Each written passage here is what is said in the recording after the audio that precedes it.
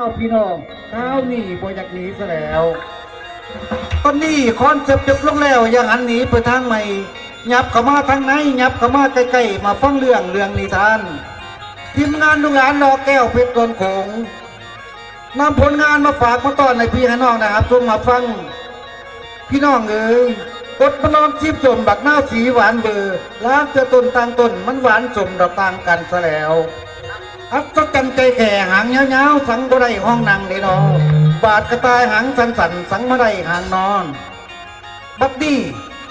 ลูกหลานเราสาวคณะนำทีมงานดอกแก้วเพชรโกนโขงมีพระเอกเสียงทองพระรองเสียงใสหัวใจอมตะ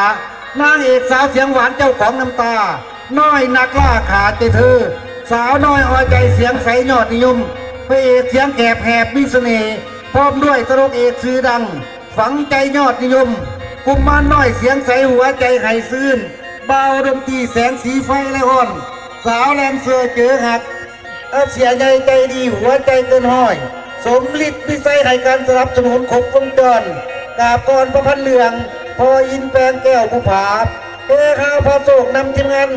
ลูกหลานดอกแก้วเพชรโกนโขงพร้อมเสียงห้องเสียงล้ำขึ้นมโหฬารโศกสันพระนาอหูน้ำตามาฝากพี่ฝากน้อง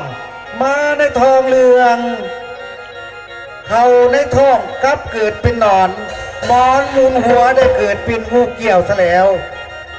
ขอเชิญบรรดาพ่อแม่พี่น้องครับจงมาฟังมโนร้องเรื่องของนิทานในน้ำเรียกต่อก่อนได้ในโอกาสนี้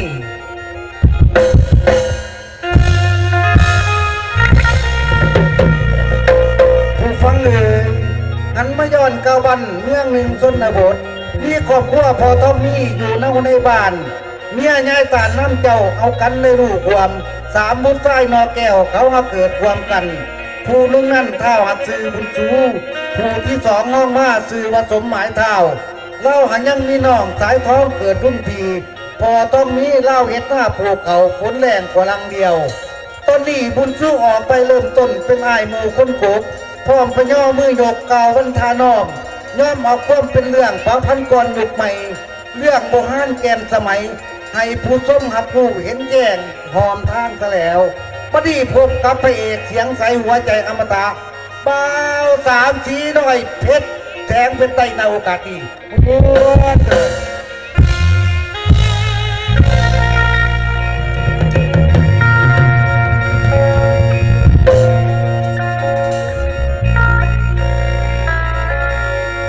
โอ้ย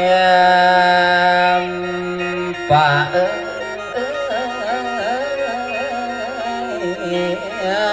ป่าห้องทวง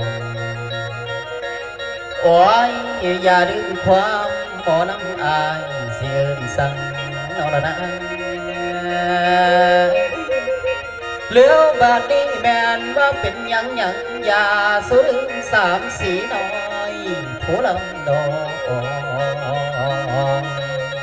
ส่งใส่นางนวล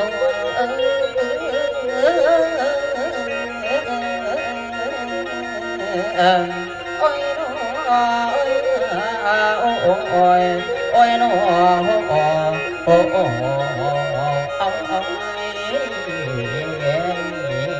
ดาละนา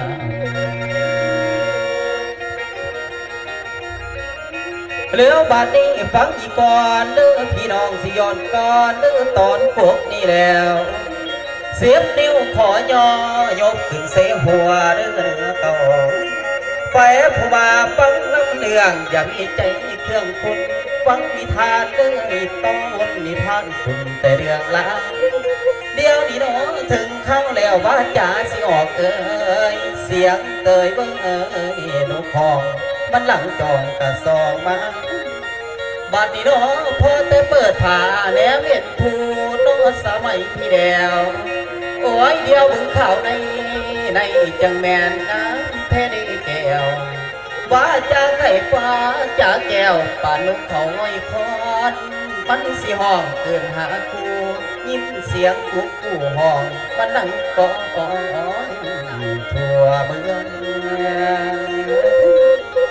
เหลือบาดนี้อันว่าถึงบอนวันสิบนนวลโนต่อไปนี่แล้วนี่ทานล้าง หมอลำลาวสิเก้าไฟน้องแสดงเรื่องอย่าสุขเครื่องเด้อท่านในบ้านจ้าเบาอ่อนอ้อยเสียงหมอลำสามสีหน่อยสิคอยไว้ทายอนะขอพี่น้องเด้อทุกท่านประสานส่งจนถึงใจพูนแนวฟังนิทานให้มันครบจนคอยคืนน้องอาบานฟังนิทานเอาจนหูดูเอาไว้ทวนทีพี่น้องเฮาสาวเมืองโขงเขตไตอย่าลำให้สิห่างหอนเดี๋ยวนี้ถึงบอนจอนสิพามวนต่อนิทานหูที่แดวยกสมัยอย่าไล่ป่าเหียดคอหลังป่าเพ้าเกียพี่น้องของเขาเอ๋ยตั้งแต่ข้าวกียังมีนิทานอยู่บ่มีไผดื้อต่อสู้สิพากูต่อสมัยเดี๋ยวนี้น้องมาเดือดใจไว้รุ่นน้อยเกิดไปบ่ทางการที่เดียวหนีไปเป็นเดินนี้ละพานอยู่ต่างเมืองโนต่างแขนหนีจากแดนเมืองไตเมืองเล่าห้องจะเดินหงบัดนี้ลุงเอ้ยลุงย่านได้เด้ย่านแต่เดิมกระบวงนอใส่เข่าแต่ข้าวกี่ย่านบ่มีมาตกข้าวเดียวนี้สมัยใหม่มันสิเปลี่ยนแปลงบ่เคยจับหางไทยสิไหลขวยบัดยามเศร้าเดือดใจเด้เขามาลงเมาหัวเกิดน้ำสมัยไปล่างปอยปอยไอ้ห่อน้ำตาย่อยคอยฟังเรื่องไม่เรื่องลางเดี๋ยวนี้น้องทั้งอาจารย์อินแปงเพิ่นได้จัดแต่งให้นิทานใหม่มาแปมเปิมพี่เดียวโอ้ยขอย่อมือสิย่อเสริมสิต่อก่อนหมอลำไว้อนุรักษ์เอาไว้ประเพณีอันดุลเก่าเด้อแม่เด้อศิลปะตั้งแต่เขาอย่าได้ด่างเป็นห่างนี้ตัวมาหัวสู่มือนี่มักเพื่อเพื่อบักแข่งขมมักยมบานมักตาลหอมดอกขยอมสิบานสาเดือนหกกายเป็นเดือนหาฝนบ่มาน้ำบ่อังพี่น้องของเอ้ยย่านแต่เพพังน้อสิเมียนบางสิซ้อสร้างปางไป